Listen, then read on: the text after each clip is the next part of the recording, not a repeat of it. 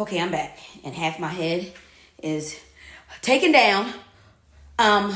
So what I want to do is take y'all back through, like, set the stage for what 20-year-old Roxanne was like.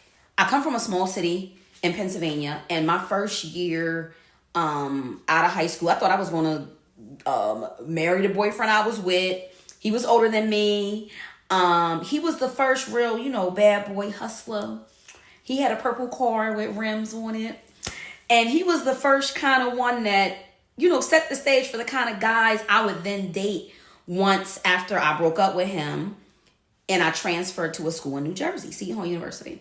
So at this point, I had already been, in 1996, I had already been at Seton Hall University for a year and a half.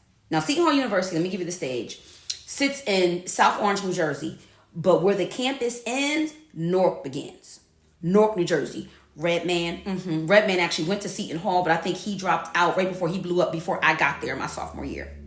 And at the time, Newark, New Jersey was known as the car theft capital of the world. So me coming from my small little town, that's noise outside, my small little town, my parents was worried. And I had a little sidekick, y'all. My parents had got me a car thinking that I was going to stay because I was going to college locally. But I didn't. Let me set the stage. I had a Sidekick Sport, the 4-door. This was the Aaliyah days. Remember the Aaliyah days? My license plate said Roxy, my nickname. So here I go, little small town girl with a car all up in Newark, New Jersey. I would put the club on to lock my car because I didn't want nobody to steal my car. And although I had a lot of girlfriends and sororities, I never pledged. That never was appealing to me. I had girlfriends that was AKAs, girlfriends that was Deltas, girlfriends that were Zetas, but I never was interested in pledging. And the guys I dated, I messed with some guys at school, but my man was always guys off campus, the hustlers. That appealed to me.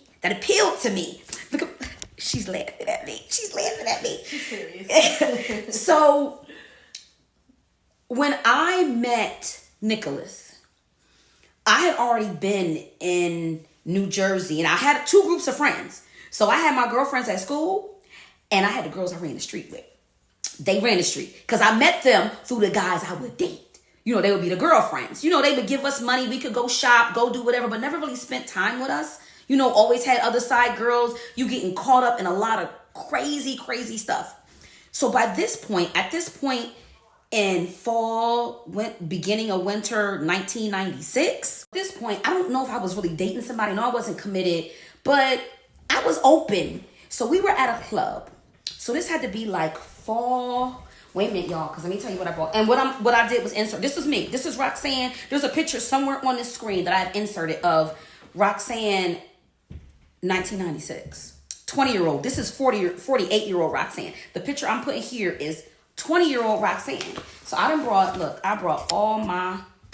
the file because I want to, as I'm doing this story time, I kept notes for after, so it's going to help guide me so I don't miss parts of the story and then I can fill it in. So, okay. So I remember we were outside of the club and we must have had let out. You know how you'll be outside the club cute with your girlfriends and then guys would be pulling up? I remember, I think I liked his friend, or his friend seemed like he was the one. His friend was driving and he was the one in the passenger seat. And he was a plain Joe. Sears, JCPenney type clothes back then. You know what I mean? Like plain, like green shirt, jeans, real like, he wasn't flashy and I was into the flashy looks. I was into the flashy. And it was like, I don't really like your friend. But he was saying that I think he lied at the point too. Because I remember him saying something about his birthday. Just give my boy's number. I don't remember all the detail, but we exchanged numbers. We did exchange numbers, right? So, here it is. Look at my story. It says, we exchanged phone numbers. Okay, so what I'm going to do, I'm going to start reading from, this is something I typed up with because I was getting tired of telling my story to the detectives after. See, look at the prosecutor. See, prosecutor's name. So this is one of my folders of all my stuff. So I am going to read and fill in. So I met Nicholas. I'm going to leave his last name out so y'all don't go for him, because who will be referred to hereafter as Nick, the beginning of December 1996. We exchanged phone numbers, called each other, hooked up one time, and then never spoke again until New Year's Eve. I did not like him at all. See my first red flag? Y'all, come here. Do y'all see this here? I did not like him. Where is it at? Right here. I did not like him. I did not like him at all, right? But it says, besides the fact he was not my type, he acted like he was my dad. Oh, this is interesting. Or some type of authoritative figure. Red flag, ladies. Because I seen the red flag and forgot about this time reading it. So I already have felt that way. Wow. Even she said, Oh, wow. Oh, wow. Like, I already felt that way. So your instincts already tell you when you're not. Wow. I have not opened this since then. So look. Okay, let's keep going. So look. That was red flag. I wrote, anyways, New Year's Eve came, and for some reason, which still puzzles me to this day, we decided to spend New Year's Eve together. From this day up through January, everything was excellent. I got excellent in all caps. Look, everything was excellent. So I went from one conversation with him and never spoke. He wasn't my type, and he made me feel like he was my dad or authoritative. So I wonder, for me, you know what it might have been? It might have been that I had no date for New Year's Eve and wanted to be out because I was cute, y'all. I was cutie. I don't know if I'm gonna put a picture here, but it's gonna be here, right? I might have wanted to be out. I was the happiest I had been, wow, since my parents surprised me with my graduation gift, and that was my little Suzuki Sidekick Sport with the words Roxy on the tag. Nick was my world, and I was his. Nothing could go wrong. He was perfect for me. At least that's what I thought. He had a somewhat good job. He took care of his 9-year-old daughter. He always looked out for me, and I definitely looked out for him. I would give him massages, cook dinner every single day. Bitch, Roxanne, when you was 20. Yeah. I lived in East Orange. At this point, let me catch y'all up. At this point, in 1996, I was a junior in college. I was a junior. So this was the beginning of my junior. So this was December going into January. So I spent New Year's Eve with him. And all of a sudden it was fabulous. This was January. So I was midway through my junior year. Let me also give you the climate. Guess who died in 1997? Biggie, right? Mm-hmm. Oh. So this was them times. You know, I'm a 76 baby. So I'm taking you back to the music, the era, right? So I lived off campus in East Orange. And I lived in a really tall building. I had a doorman. My apartment was barely furnished. I had just got some furniture, a little bit of furniture. I lived on like the 20-something floor. So I'm giving you that because that's going to be important when I get to... He spent more time stalking me than we spent together. We were together 6 weeks. He stalked me longer than that. I broke it off. I'm going to get to why I broke it off. So I gave him massages, cooked dinner. I packed him lunch, which always included a love note from me. Now I wonder if I spoiled him too much. Like I said before, things were too good to be true.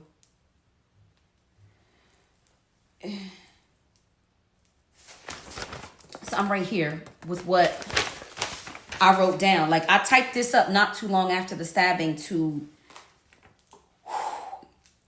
All right, so let's keep going. Okay, so I want to stop because when I came in, I was going through my folder, right? And I found, like, these are like my notes, but I found another folder. So let me put this here. Wait, I seen his notes. Where was his notes? Where'd I put his notes? Because I didn't realize he wrote me. It's in the red folder. Oh, wait a minute. Please, it's in the red folder. See that? She was like the red folder. Wait a minute. Wait a minute. I'll help you out. Help me out. Oh, here it is. Okay. So mind you, I have not looked in this folder, y'all, in a very long time. Like, this happened 28 years ago. So I didn't even realize that I had kept notes from him. So I really want to paint the picture. Young girls, women now. Look at this. Let me hold this. I had all my stuff, the officers, the everything from during this time because this was big. The Victims Witness Guide. What was this? Passaic County Women's Center of Domestic Violence. The Safe House. Like, because the stuff that happened to me after I broke it off with him.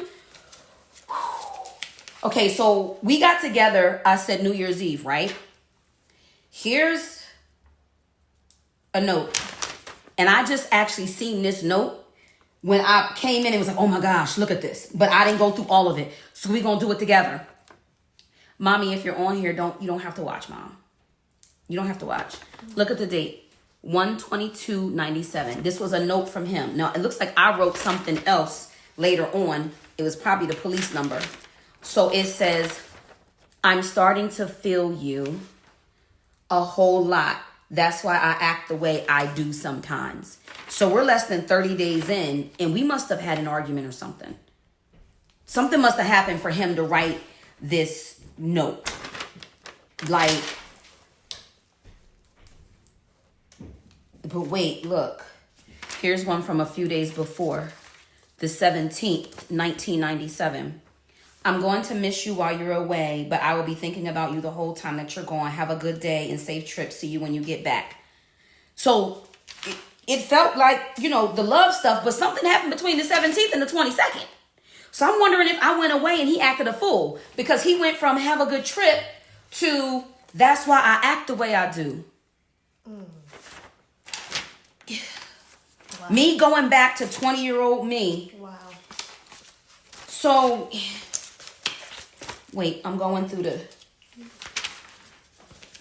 Now, mind you, y'all, he had told me he was only, I think, 6 years older than me. I always dated older guys. I didn't find out till later in motherfucking court after I was buried alive that he was 12 years older than me. So I was 20 and he was 32, but I didn't know. I think I thought he was 28. So I put the red folder down. I'm sorry this ain't organized, y'all. I'm just going through this for the first time, getting this story. And so back to what I had typed up after what happened for the police. So around the beginning of February, only 4 weeks into our relationship. So those notes was the end of February. And I still wrote, Nick started to really begin catching feelings for me. Although he never yelled at me, hit me, or even made me think that he would, he was becoming somewhat jealous and possessive. Now, this is 20-year-old me. I had never experienced what that was like. That's important for me to say, because when I walk y'all through the lifetime storiness of my stalking situation where he stalked me, beat my ass, stalked me, mom put him in jail, bailed him out, like it's lifetime storyish. So, he was becoming somewhat jealous and possessive. Not extremely, but enough. I was coming down off of this love high and began wishing I never committed myself to another relationship. Okay, so I'm reading from what I wrote then, right? Now, mind you, look, this was back then, because look, this was the date of what happened on that day, because I would get tired of kind of telling the story and began wishing, it was too hard to keep while so involved with school. Nick began going to Atlantic City more often and not winning, but losing tons of money. That's what I need to tell y'all. He's a gambler. So the one thing, he wasn't like the guys I was used to dating, but he paid attention to me, you know, and we went to the museum and we would go to Atlantic City often and he would win. And to me at 20, the only other times I would go to Atlantic City was the fights. That was when Mike Tyson was fighting. I'll be down there in my little big skirt, the late 90s. And we would be we didn't pay to get in the fight, but we was in the casino, you know. You know what I mean? Like we was cute. There was no social media back then. I was with my girls and my little sidekick. We driving all the way from Newark, New Jersey down to Atlantic City. And sometimes we couldn't even pay to get a hotel, but we were just hoping that we would hook up with somebody and then be driving the fuck back, right? That's the vibes of the late 90s. But then I was like, I got me a man that gambles. So he was making money at the casinos. And remember, he's a regular schmegular. Regular jeans, no name brand. So it was different for me. Now, I still was in touch. Remember, this was just a 4-week kind of thing. But he would win. So, and he would tell me to hold his money sometimes. Like, don't let me use this. Don't let me use this. And I remember a time when he would do that. And he would come back. And that's when I would see him get angry. And he'd be like, give me the money. And I'd be like, no, you said don't let you cash in. You know what I mean? He had a problem. He had a problem. But I was 20. If you never seen it before, you don't know what this is. And this is why I'm telling this story, because I need y'all to see the signs that 20-year-old Roxanne did not see. And it got worse because I didn't see the signs.